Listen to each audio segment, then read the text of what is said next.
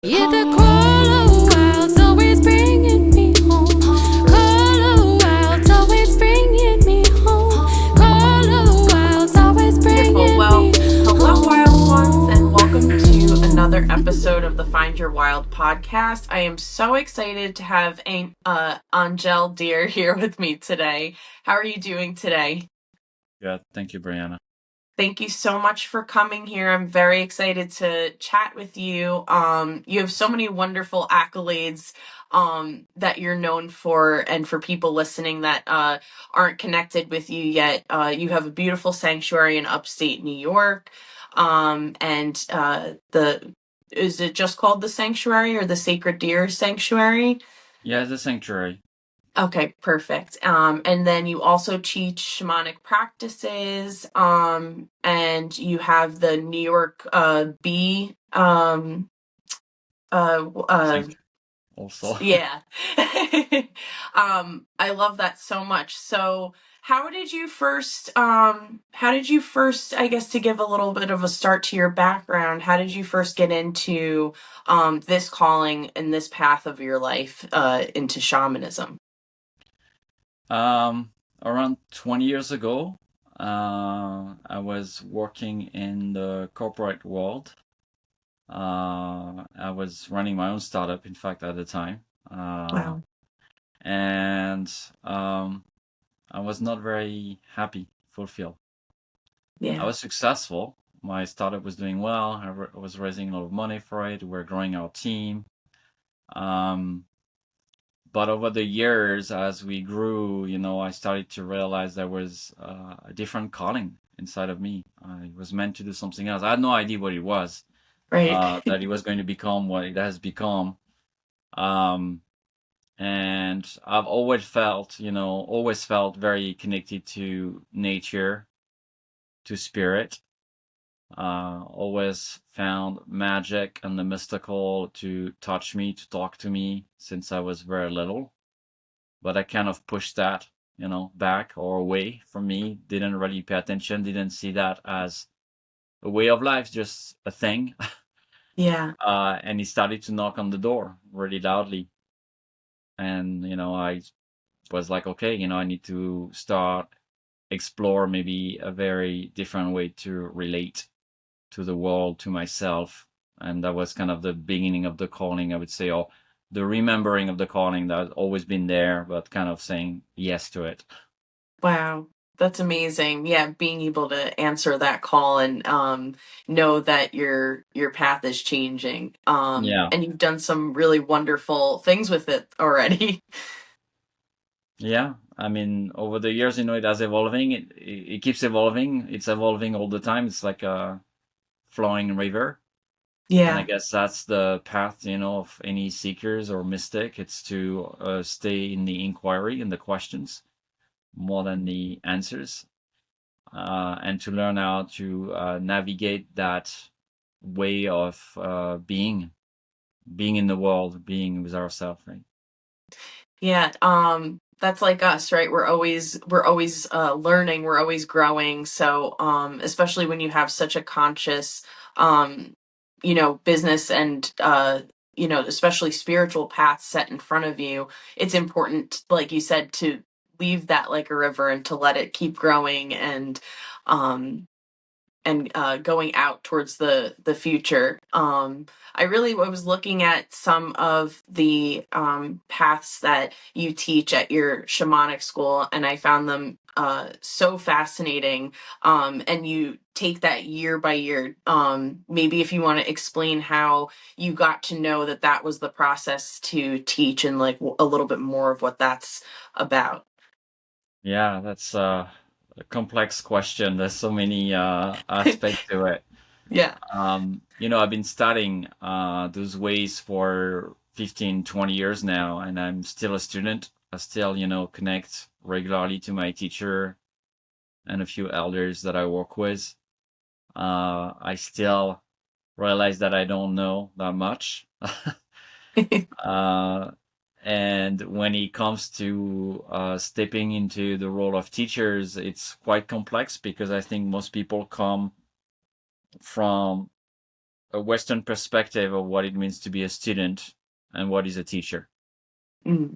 And the ancient perspective, the indigenous perspective to share wisdom looks very different, feels very different. In Andean cosmology, which is the lineage that I've been working with for decades now, there's not even a written language. It's just oral transmission. And because there's a recognition that in direct contact, in conversation, there is something else that moves. Mm. And many teachers that I work with or that I read their books talks a lot about this complexity to not make this schooling of shamanism or learning shamanism just another knowledge that we learn, which is another page in your brain, but really about wisdom. And I want to kind of differentiate that here. There's a big difference between knowledge and wisdom. Yeah. And here we're talking about ancient wisdom. But for the Western mind, it's very much, okay, I need to learn things. Right. From an ancient perspective, it's more about I need to unlearn the way I've learned to see the world, to relate, in order to return to the essence of who I truly am as an individual and in relation to the greater collective, being humans and non-humans, seen and Right. unseen world.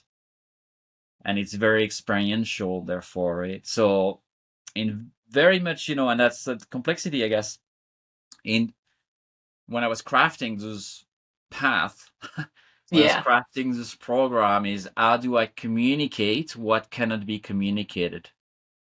Mm. How do I share something that requires lifetime of transmission to truly understand in a way that's still authentic, that still connects people to something that has value, that is real, and also that is staying in the essence of what ancient teachings are about.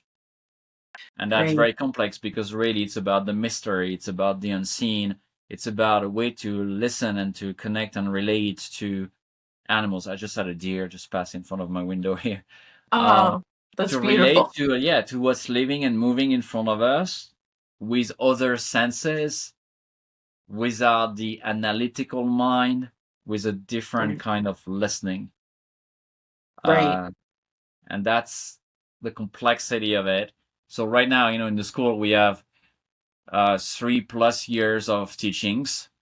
I say plus because there are, expanded years for people that have been on the path for a long time and learning that, but it's literally never ending, right? Right. And even 3 years or 4 years is literally just the beginning. And in a society where spirituality is very much like a microwave, you put it in for 3 minutes, you take it out, and it's ready. I think not everybody has always the patience or the discipline, determination to say, okay, I'm embarking on a very long journey, and that's the beauty of it.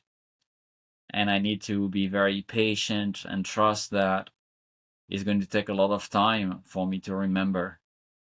Yeah, it's so beautiful, and I really love that, and it's why I really connected with your page and what you stand for, because that's kind of what I'm hoping to do in some ways with this podcast, especially the quote "find your wild" is very similar to what you were talking about and how people can find their own inner wild within themselves, but realizing that that really is in nature as well, and how connected we all are. I love that. I don't know if you've ever seen online the eco versus ego picture, and it's really fascinating and amazing how connected we all are. But like you said, it's something that wisdom, you have to be able to almost see the unseen, and it's almost a thing that without a lot of journeying for that person inside, that it's hard for you to see. You can't force somebody to see it. They have to be ready to see it.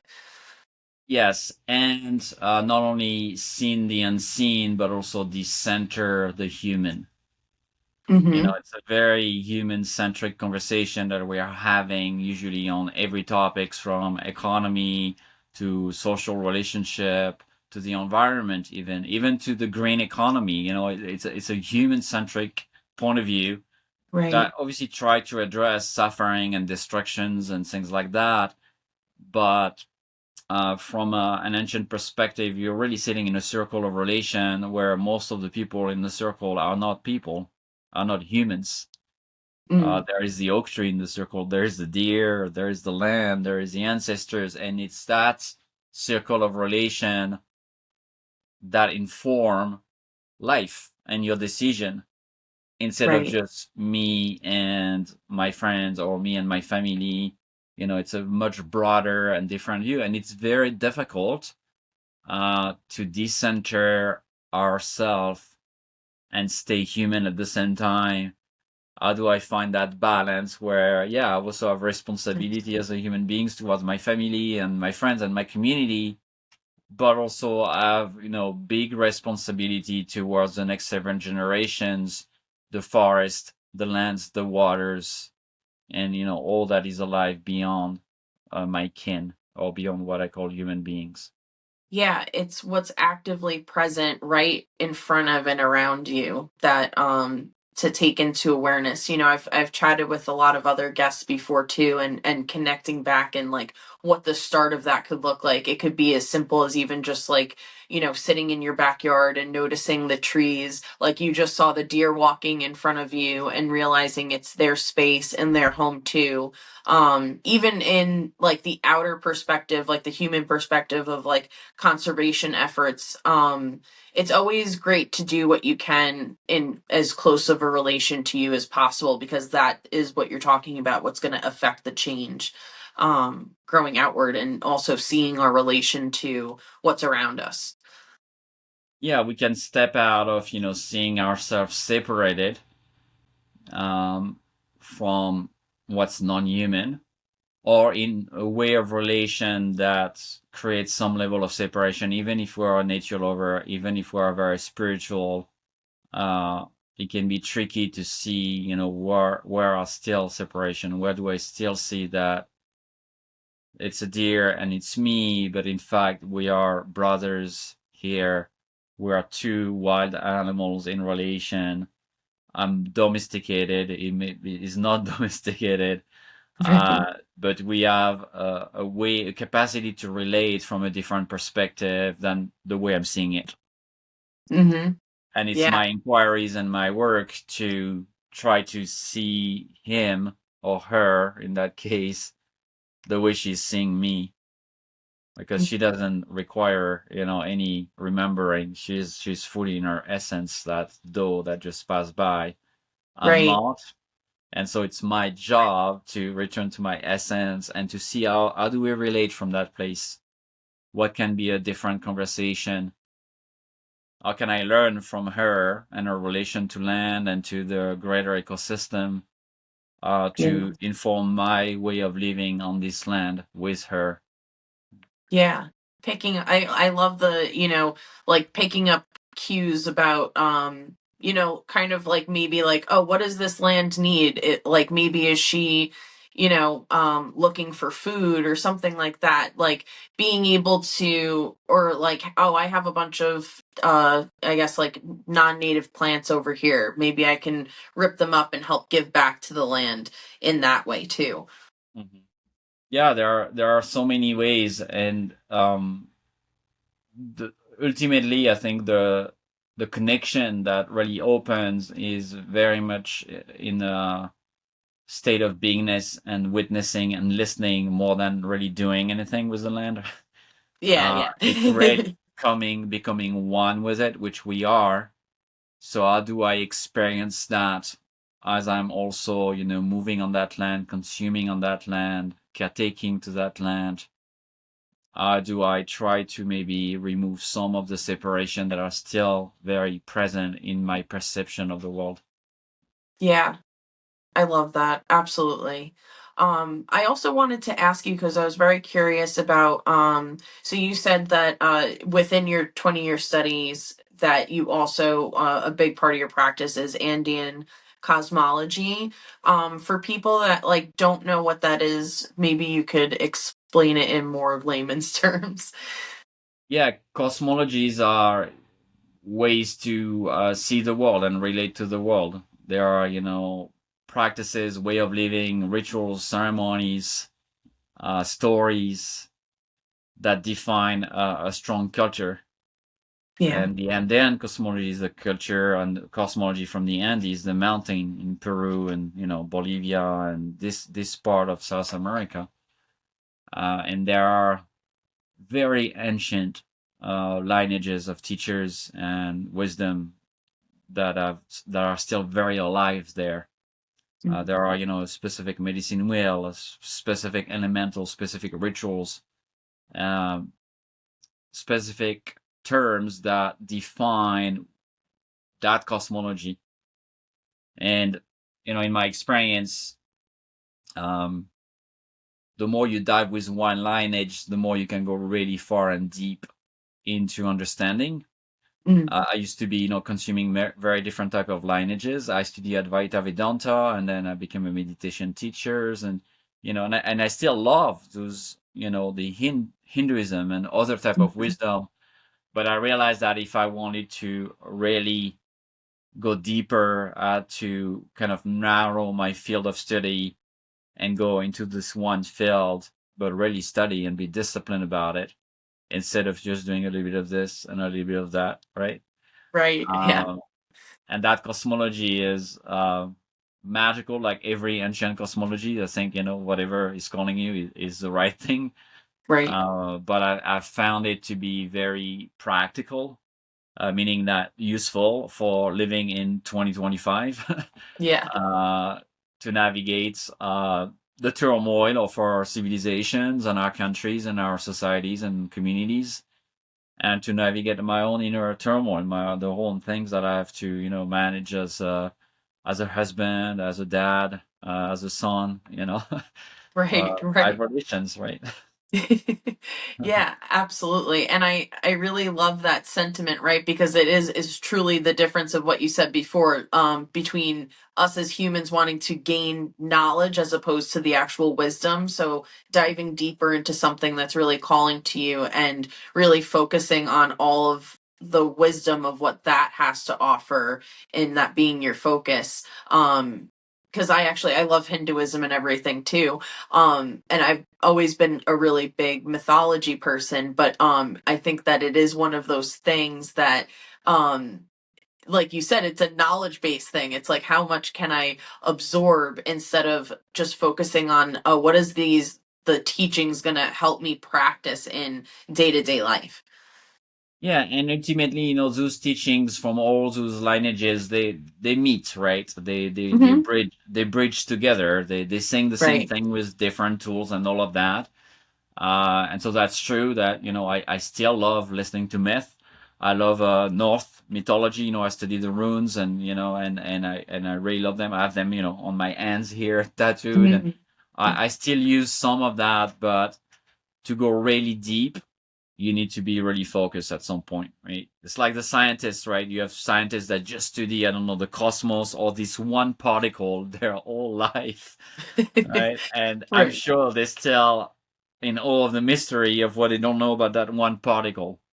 Right. Uh, and yeah, I can be very obsessed with things. I train as a scientist, and I can be very detail oriented, and I found something really fascinating when you decide to say, okay, I'm going to go into deep study with that one being. Even I'm working very closely with deer medicine and oak medicine, Mhm. and I'm just fascinated how infinite that is, and how deep I'm getting with these two relations that I mentioned, one animal and one tree. Yeah. Uh, and I'm sure, I could get as deep with the oak medicine or another plant or another tree, and I still work with the others, right? But there's kind of Right. yeah, it's like your main partner in life, I guess. And some Right. people decide to have, plenty of partners, and that's fine. But there's also something about relationship with one person that you're going to nurture over time that is Right. complicated, that is difficult, but what the growth that you can get is maybe slightly different um, than just that flying over deeper. things. I, it's funny. It kind of an analogy just popped up right now, and to me, it kind of seems like the difference in my mind between like a spoon and a fork, right? Like a spoon, you're scraping something, you can get that, but then the fork, you could actually like poke something and it goes deeper into whatever you're. So that's kind of what it is, right? Like that that pinpoint focus on what it is that we're trying to absorb, and it does make so much sense in regards to that. It's great to know different things, but when you're talking about wisdom, it's so much different, which I think is really fascinating. Yeah, and I think, to go with what you're saying, Brian, I think it's also kind of work on one of the ailments or issues that we are facing, which is our lack of focus, being constantly distracted because of social media and the devices that we carry, which are very strong witchcraft tools that really take our mind and our thoughts and Right. our emotions, right? They really capture our attention, but they also reduce our attention span, right? Yeah. Someone said the other day, I love writing and I write every day, and sometimes my posts are pretty long because that's just what came out of me that day. And someone said, "Oh, I wish your posts were half the length because I don't have the patience to read, 10 paragraphs." I'm not talking about a book. I'm talking literally, a long Facebook post. Like a post, yeah. Yeah, and I was like, "Oh, that is interesting that, yeah, people just want very short content and get it." The problem is that when it comes to this work, you There's no don't get any shortcuts. wisdom that way. And people say, "Oh, I resonate so much. I learned so much to that post." And I'm glad, I'm trying to transmit in that format to give a little seed. Right. But really, the true transformation, if you really want to learn that, we have to go so much more deep than a Facebook post or a 1 hour connection on Zoom. It's a long process, and with reduced attention span, it's very difficult, I think, today for people to sit for Right. hours and hours and hours because we get distracted and we don't really have that. And I think focusing on something kind of try to balance that distortion or illness that we carry in our mind about that. That's really such a good point, and such a value, right? It kind of proves that person kind of proved your point in regards to what what wisdom actually is, and actually why, on the other hand, why it's so important to be involved in nature, because I feel like, at least for me, if I sit down and I'm just noticing nature, the trees, the clouds, the birds, the movement, the constant movement of nature, to me it's never boring. You're never bored, and you're really just picking up on uh, all of all of creation, whatever's like around you, and being able to dive in and connect in that way, I think kind of helps combat that constant boredom that we get for when we're on our phones or on the internet. So very true. Yeah. Yeah. I also wanted to ask you about how you got started becoming a beekeeper. I actually have a friend that I gonna release that podcast episode next week, but she's a natural beekeeper, and she also is a death doula, and she said that bees and death are highly connected, and the way that she talked about it and described it was so fascinating, and I did not realize how beautiful, and also the depth again of the bees are. Yeah, you can, the bees, they are, for me, they are a portal into the infinite Yeah. wisdom. There is so much you learn from keeping bees. Uh, and that's, even the term of beekeeping is interesting, right? It's not bee Right. raising or anything. We just keep them somewhere. That's But, right. That's but they kind of true. have their Yes. own, their own space and their own life. I've always been fascinated by pollinators in general, bees and honeybees, but not just honeybees, just bees in general. And I don't know, 15 plus years ago, I decided, okay, I should start keeping bees. having my own beehives and things like that. And I I don't do it as much now, and it's kind of something that pains me, but I used to sit a lot in front of my beehives and just watch them. Mm. And I've sat with them in ceremonies, and I've sat with them, just during my daily life. And they brought amazing teaching around community and unity Yeah. and balance and reciprocity, gratitude, the preciousness of life and the shortness of it. And yes, this hive mind, as it's often called, right? There is a consciousness to the hive, to the Yeah. that community of bees. It's not just individuals; it's also a way to move and to relate to the environment as a very organized and intelligent being. And I find it really fascinating. The bees and the ants were my two insects that I was fascinated when I was little. Yeah. Uh, and today, yeah, I mean, in the ancient cosmologies, they have a place, right? In that kind of Norse door direction, the wind, the prayer of unity, connection to all the medicine. So beyond, honey and wax and propolis and, the things we use from the bees, there is an intelligence uh, that we can connect to, in fact, quite easily when we spend a little bit of time sitting with them. Mm. And there are teachings that comes through. I mean, like, obviously anything in nature, but the bees, they Right. have this very fascinating, I guess, biology and connection to humans in some ways. Maybe it's Yeah. because it's such a big colony, there's like 30, 40, 50,000 individuals living together, which is pretty unique Right. in nature for an insect. It is. So there is something that I think as human beings we relate because we live in big cities and we do big groups. And, I think there is something that is different than when you sit with a deer or a wolf or a Right. solitary animal, right, that lives alone or that lives, in smaller groups. Uh, I think there's a lot of wisdom for our time that the bees can help us with.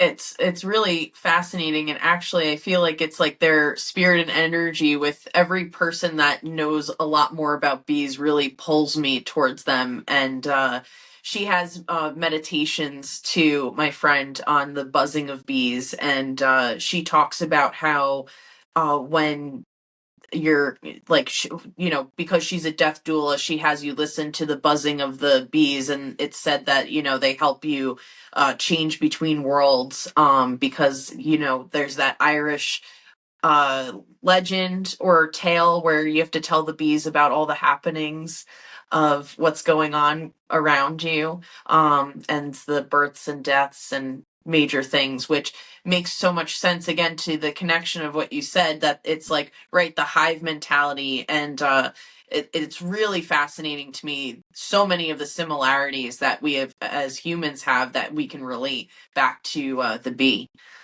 Yeah, this vibration, this frequency, this buzzing. There's this person that invented this bee bed somewhere in Eastern Europe, decades ago, where you can go sleep and you sleep on top of beehives. Oh, right. Yeah. So it's vibrating in the back of you, and you also have little holes. I mean, obviously there's filters, so you don't get the bees with you, but you get the smell of the hive too. And there is research done that this vibration, being able to feel this very high intensity vibration and the smell, has profound effect on the healing of the body, on Wow. chronic illnesses, on depression, and on fungal and viral infection of the body, like really helping that. And also the bees, not only we can receive their vibration, but they can also read our vibration, Hmm. our state of mind.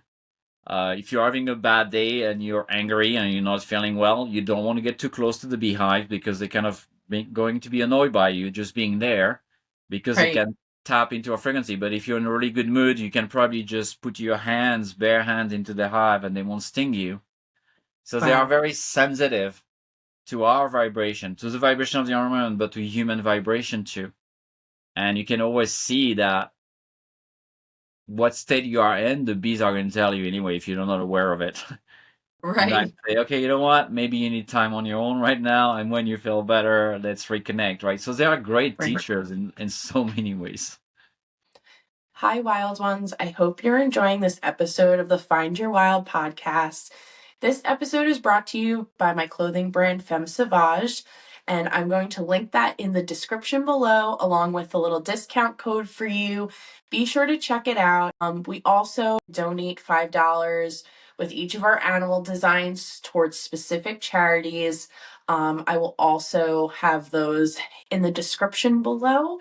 And enjoy the rest of the episode. Thanks so much for listening. Yeah, it really reminds me, there's so many stories of like just people that I've connected with through this that have talked about that energy portion of it, and how so many different animals almost need you to be in this certain frequency in order to be able to truly connect with them, and not having your mind distracted.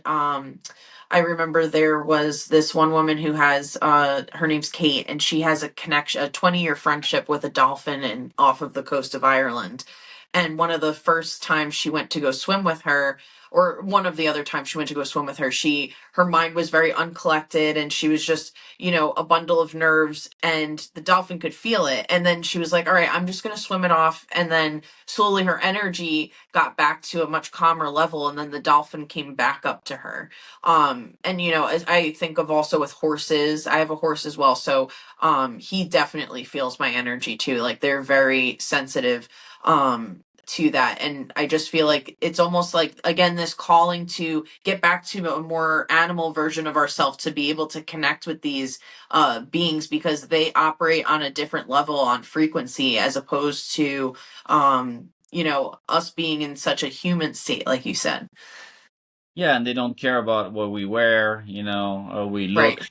They care about how we feel. Yeah. And what a great teaching in itself, right? Just to show us that what's really important is that feeling that Yeah. we are carrying with us, and our spirit, right? Are we in good spirit or bad spirit? And Right. they help us reflect on that. And you get stung if not, right? So what a reminder. Right, right. And they also have that.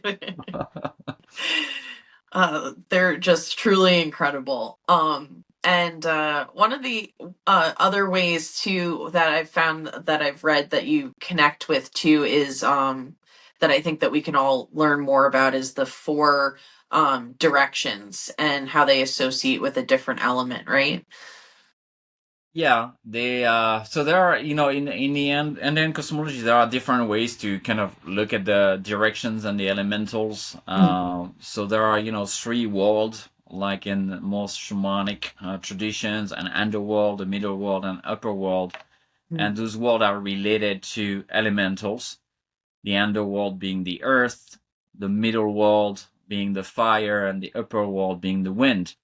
And then people say, well, where are the waters, right? Because there are four elements and three worlds. Well, the water, they are in the three world in the cosmology.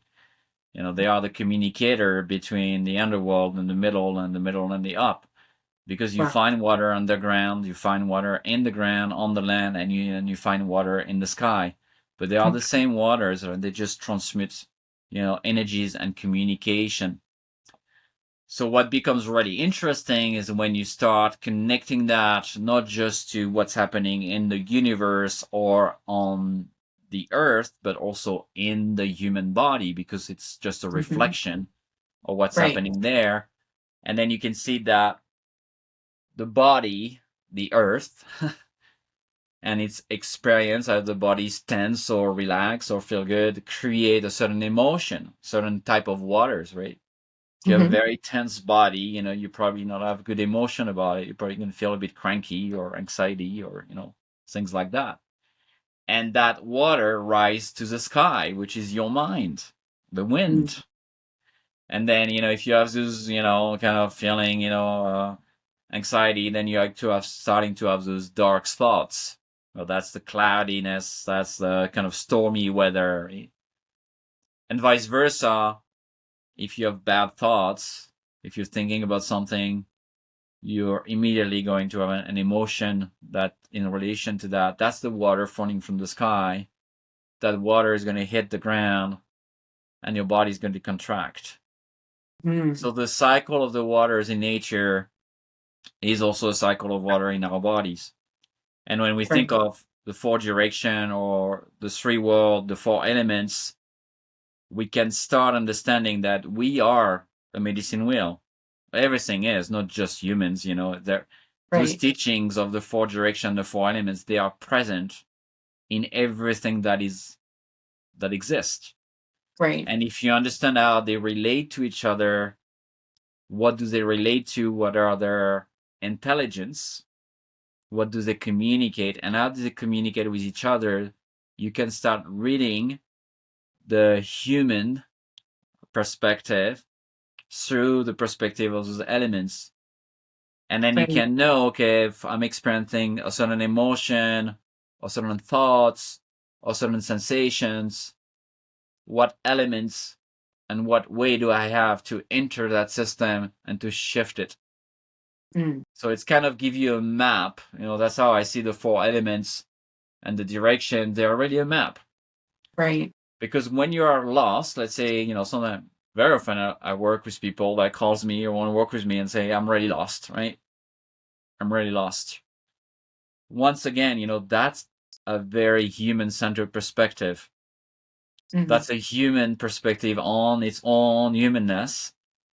Because even if you are lost as a person, or you're experiencing being lost, which could be, I don't know what to do in my life, my relationship, my job, and all of that, from the perspective of the non-human, you're not lost.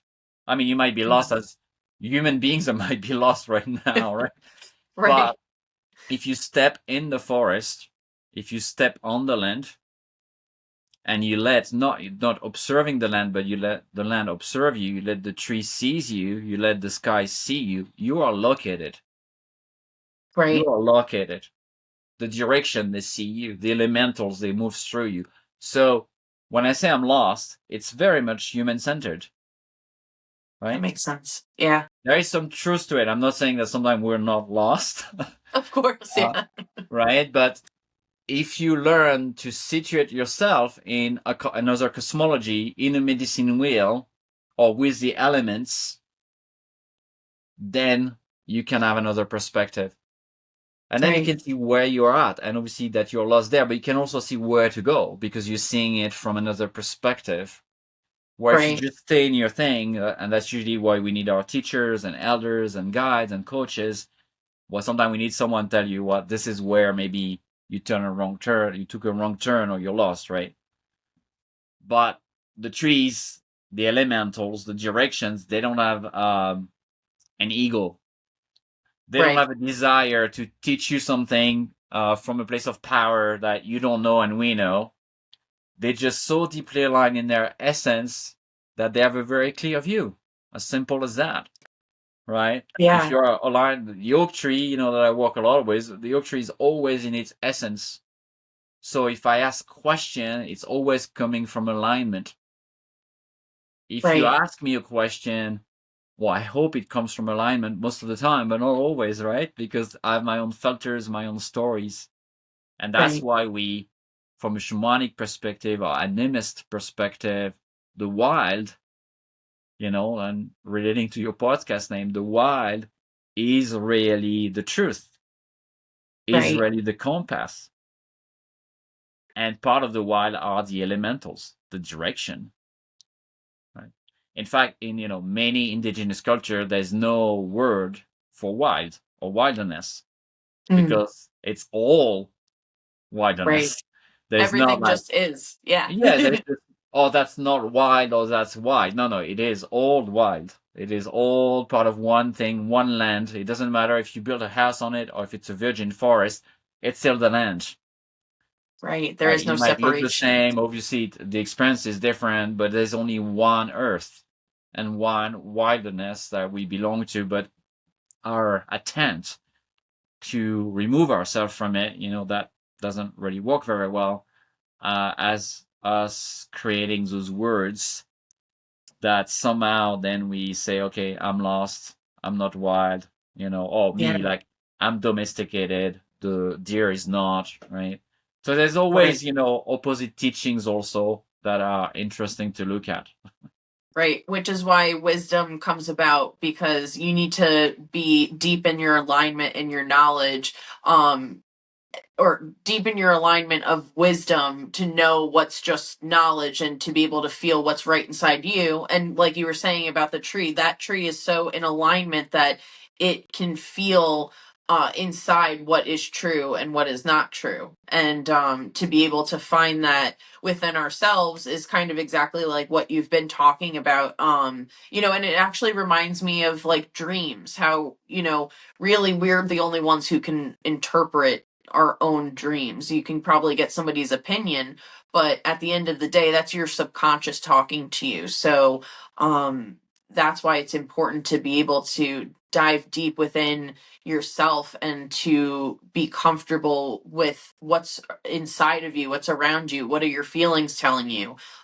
Because the more you shove that down or shove that away, you're disconnecting from yourself, and then the words that you speak out into the world are also what you're creating. We're creators too at the end of the day. So all of that all plays a big role. Yeah. But also making sure that you're what is reading yourself, what is, your intuition, your guidance system is clear and clean. Right. I Sometimes get that too. Yeah. right, we need to be Miscommunication with careful. anxiety. Yeah. Yeah, sometimes I say, oh, I really need to do that, right? But that if it comes from the body that has anxiety and fear, or that there's a lot of unresolved stuff, our own compass, I'm all for trusting yourself. I always like, yeah, obviously trust, what is calling you, and at the same time challenge what you're hearing. Right.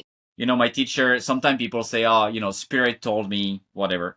And my teacher will always say, how do you know it's spirit? Mm-hmm. How do you know it's not you talking to you? So he's That's not true. saying that sometimes, that spirit don't talk to you. That's not what he's saying. He's just saying that to always have the awareness that because of who we are, because of how we live, we are not always receiving guidance from the higher place. We are not Right. always getting an intuition that is valid. It might come from many different directions at that moment, right? But as you said, yeah, the oak tree or nature or the river that lives in much deeper alignment to its essence provide a clear mirror, right? When Right. I look at myself in the mirror, there's a lot of things I don't see, right? The rivers can provide me a reflection that is more direct. And it also requires for me to do my work to be able to see clearly into the river. So it's Right. not just a one-way street, right? Yeah, I really resonate with that so much because I definitely sometimes suffer from anxiety and depression, and having to make sure to sift through those feelings, and like you were using the analogy before of us being the water, and going to the different levels, and when you're too high up, that's when the anxiety kicks in, when you're in that upper level. Being able to resonate what is the actual truth within your feelings is a practice that I feel like we can continue to learn every day, or at least I know that for me that resonates, is that's something that I constantly have to work on, because different things are going to come about and give you anxiety. So it's something that's always a work in progress, and why we don't just get to a point where we're like, okay, we're healed. It's always a work in progress. Yeah, and even if it's not even if we are, healed or not, we are interconnected beings. And Yeah. so there are moments, especially in the world we are living in today, that it might not even be your anxiety. It might Right. be an anxiety that's coming from the collective. It might be an anxiety that's coming Mm. from the land, the suffering of, other people on the other side of the world. So yeah, I'm all for paying attention to our own feeling, obviously, and taking care of ourselves. But I think sometimes we need a bit more discernment, or being able to say, you know what, this is not mine, or Right. or I should not dwell in this for the next 25 days because I have family and things to do. So I'm going to put that on the side. I'm going to attend to my children. I'm going to attend to my thing, and then I'm going to return, in my daily practice, say, okay, I have this little lingering anxiety. What is it about?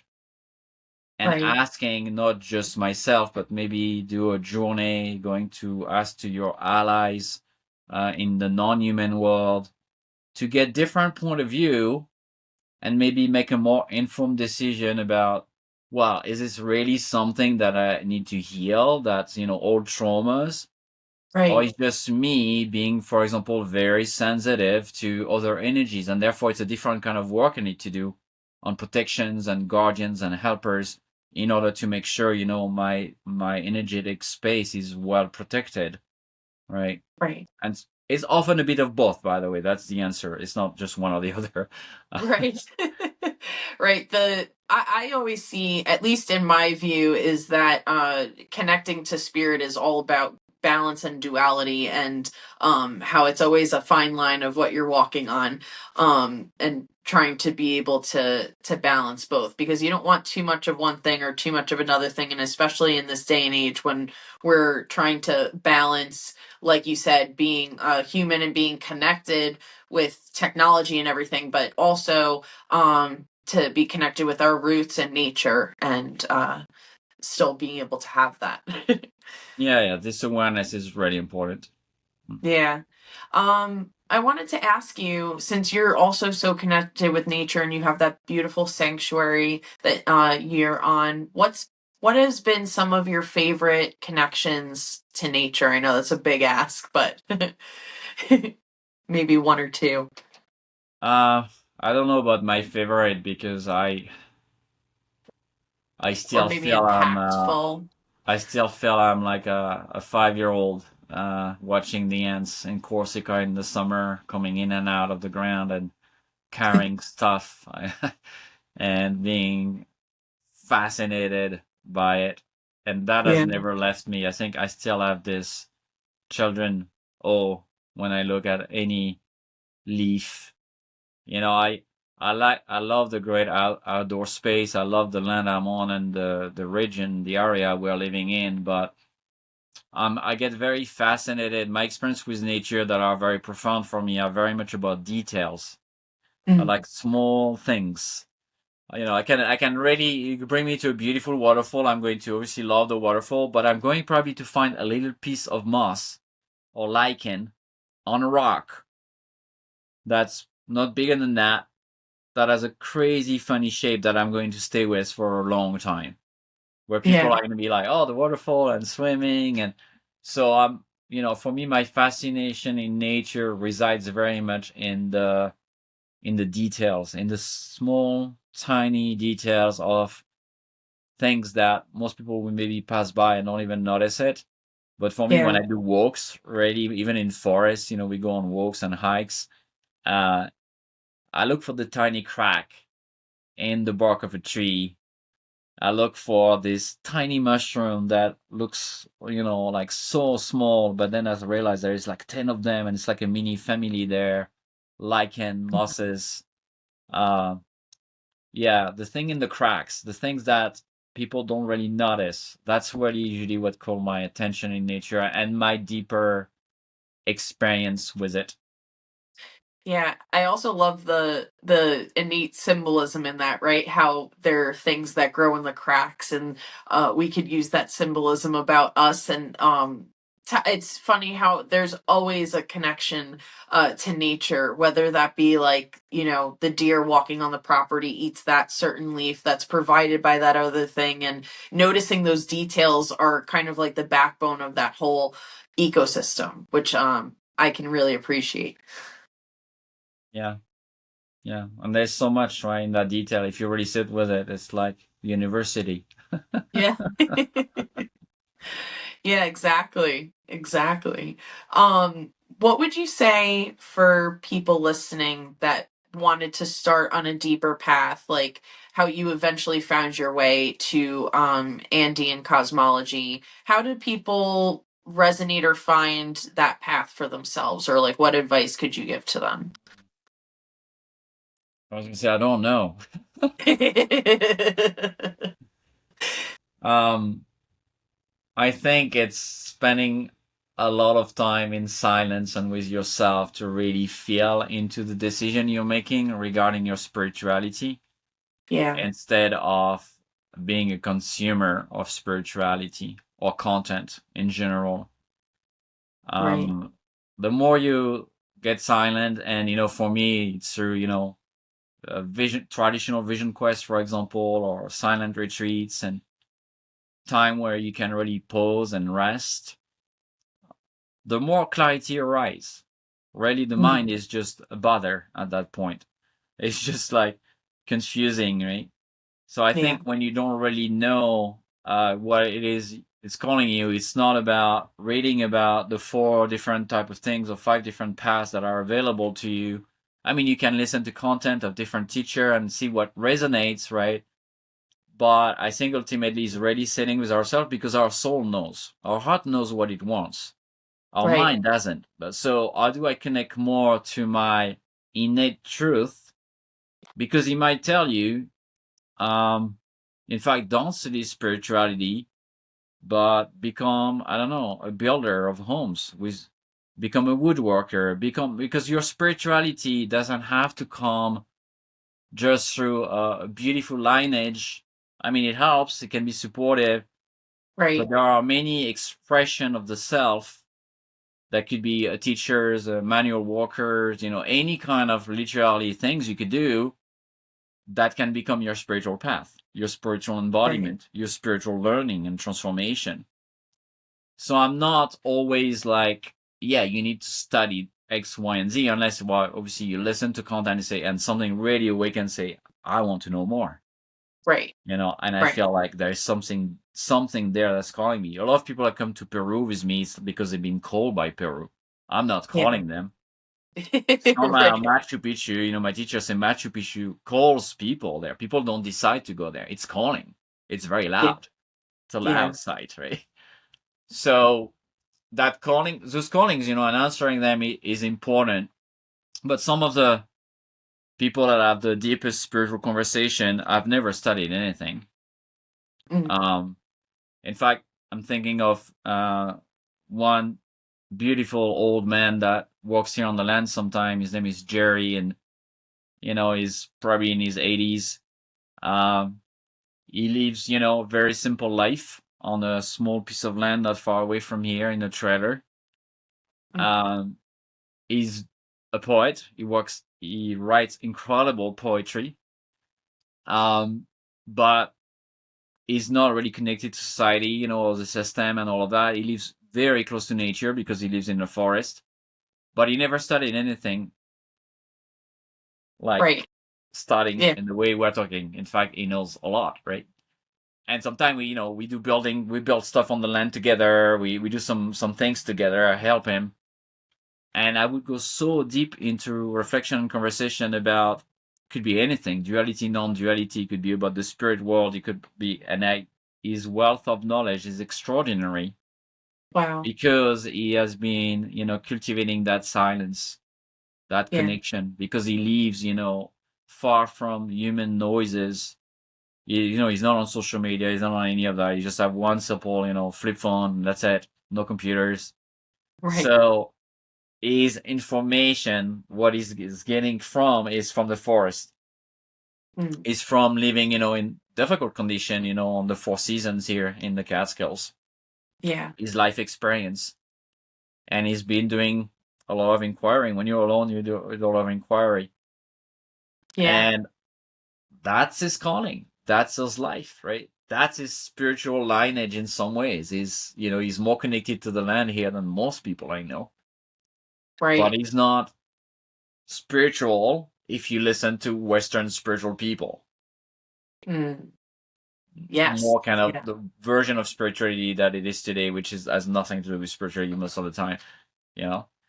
But Right. he has a deep spiritual essence that is so alive and Right. flowing in his words, in his poetry, and his capacity to communicate, and the way he see the land, I know, is extraordinary, right?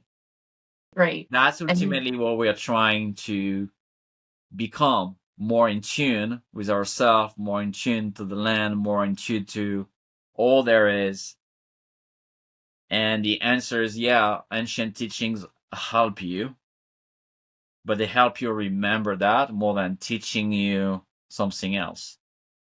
Yes. Yeah. Right? That's what I That love what you say about remembering that aspect of it. it's important, right?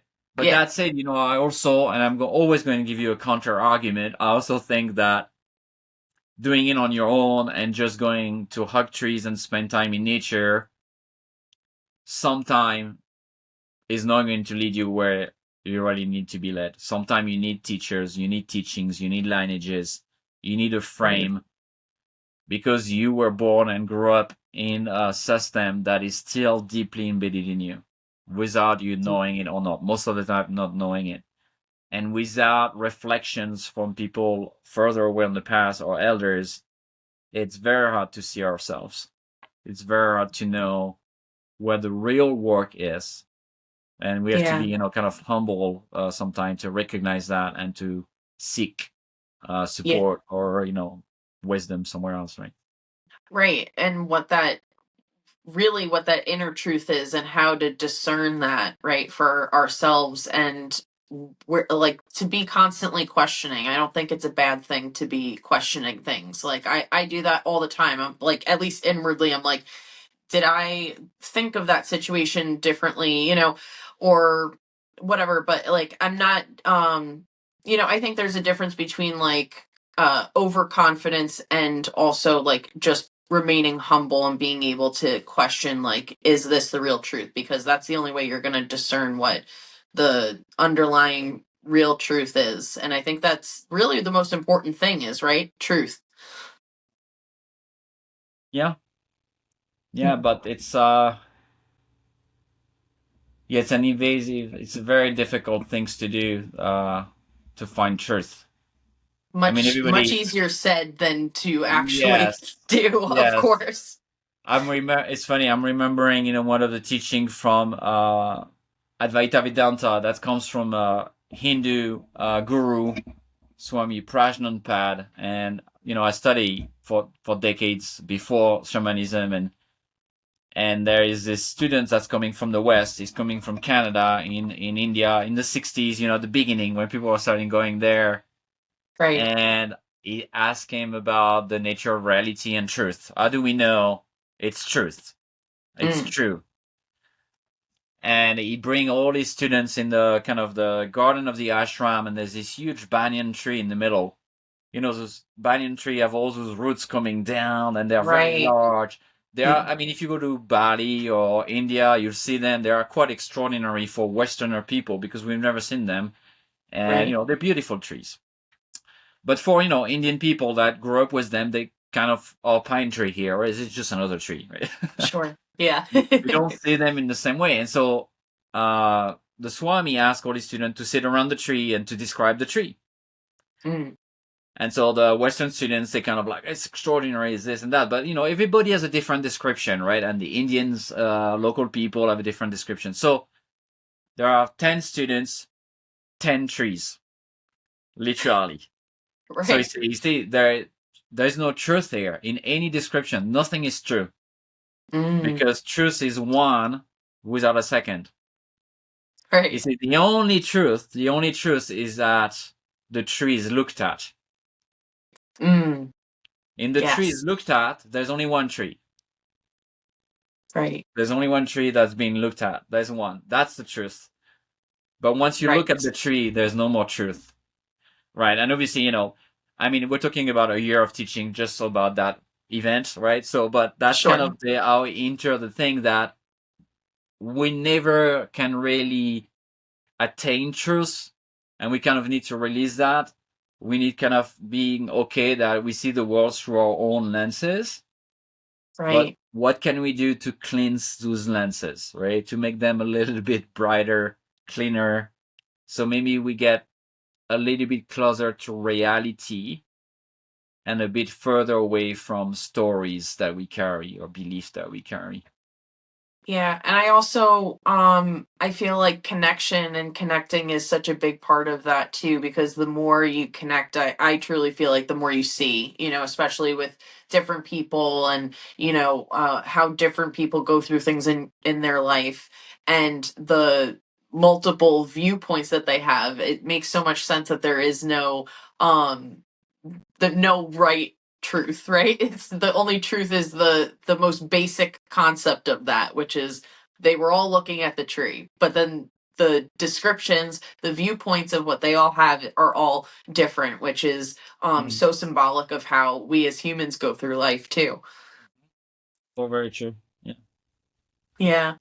Amazing. Well, I really appreciate you being on the podcast today. I think that was like such a beautiful discussion, and I really love your work and your sentiments and what you're putting out there. You have so many resources. So for people listening, where can they find you and connect with you? Uh, well, the best to go on my website. It's Sacred Path with an S .earth. Sacredpath.earth, and they can find my blog, podcast, YouTube, the shamanic school, the retreats. I have a lot of free contents and teachings that are available. We also have a lot of elders interviews on our YouTube channel, so people can find the link on the website if you're looking to kind of listen to different voices, wise voices. There's a lot of interviews of people I really respect in this work, and I think that can start, giving you some things to think about. Lovely. I'm definitely going to tap into. I've listened to some, but I definitely want to tap into the rest of them, and I'll make sure to link all of those below so people can easily access those. But I appreciate so much your time and chatting with you. I really loved it, and thank you so much to everybody for listening, and we'll catch you on the next one. Bye.